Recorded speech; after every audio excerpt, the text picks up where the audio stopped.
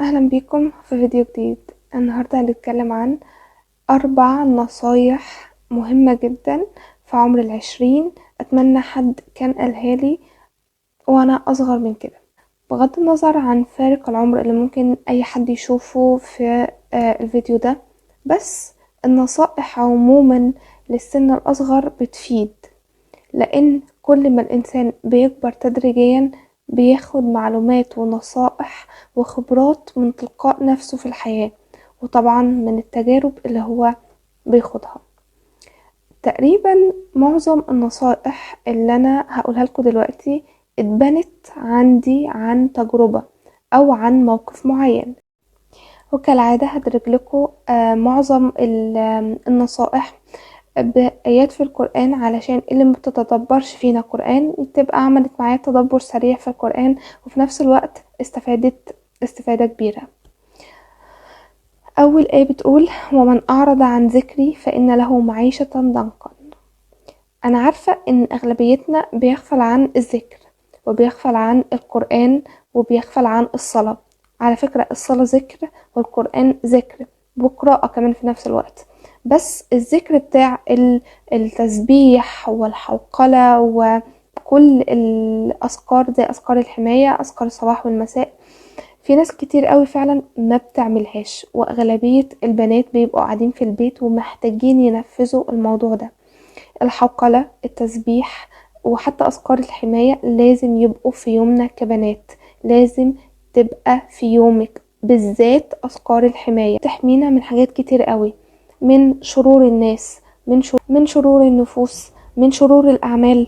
كل ما هو خطأ بتحميني منه، خصوصا أذكار الحماية.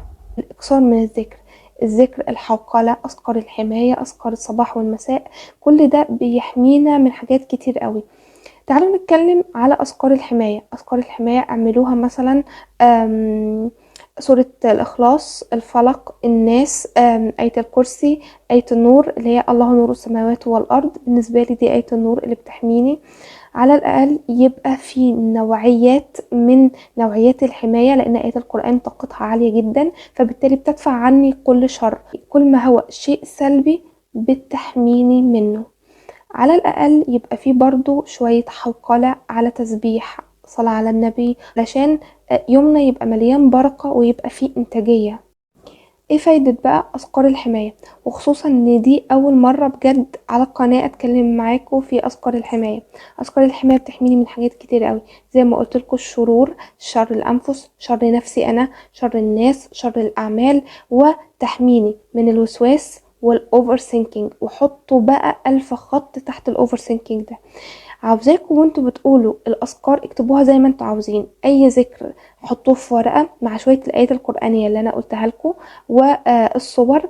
صدقوني هتفيدكم جدا جدا جدا في موضوع الاوفر ثينكينج، لان انا مجرباها.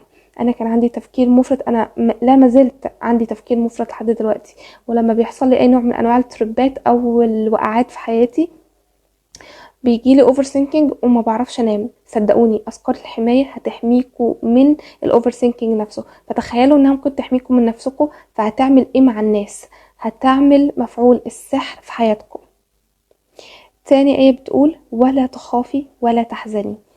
اغلبيتنا عارف ايه الفرق ما بين الخوف والحزن، واغلبيتنا كبنات عارف معنى الحزن لوحده وعارف معنى الخوف لوحده. بس الميكس ده في القرآن هو نهي فعلا. ولا تخافي ولا تحزني، اللام دي لام نهي.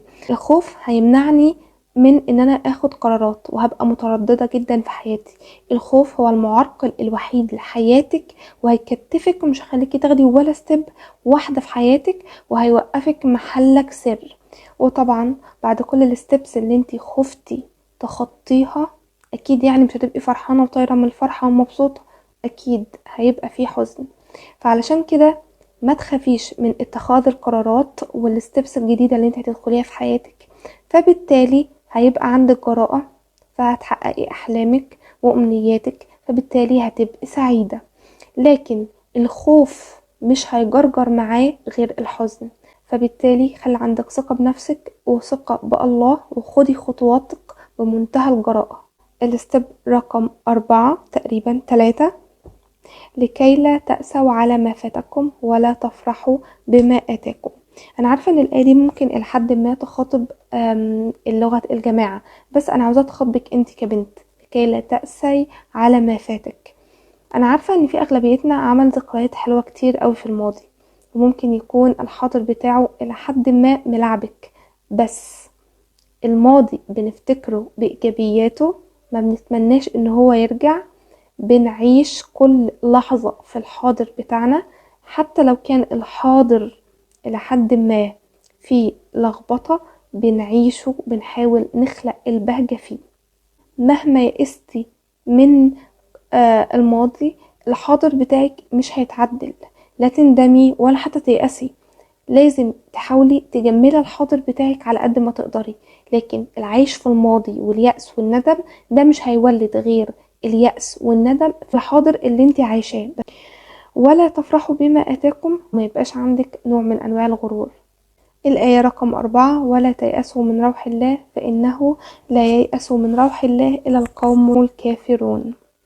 أنا عارفة إن الآية دي برضو بتخاطب الجامعة، بس أنا كان نفسي حد يقولها لي لما كنت مثلا داخلة امتحان وكنت متوقع إن أنا هجيب فيه درجة قليلة، أو متوقع إن أنا أصلا مش هعدي من المادة دي، لأن في مواد كانت إلى حد ما عندي منها نوع من أنواع الإعاقات.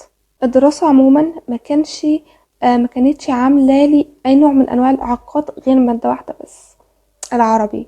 انا بالنسبه لي كنت بجيب فول مارك في الانجليزي والفرنساوي، والعربي ببقى معديه منه على ما فيش، يعني درجتين كمان وما كنتش عدي من الماده.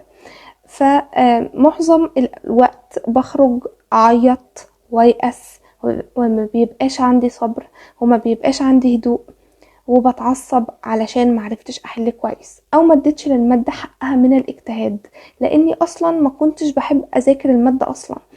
فلو انا كان عندي شويه صبر على حبه هدوء مع شويه صغيرين من الامل، كنت هيبقى عندي ماضي في الماده دي ماضي ايجابي الى حد كبير. لكن انا لم احمل من الماده دي غير الماضي السلبي. لحد هنا يبقى الفيديو خلص. اتمنى يا رب تكونوا استفدتوا، ويكون عندكم شوية معلومات وخلفيات عن الواقع الحياتي بتاعكم. اشوفكم فيديو جديد، مع السلامة.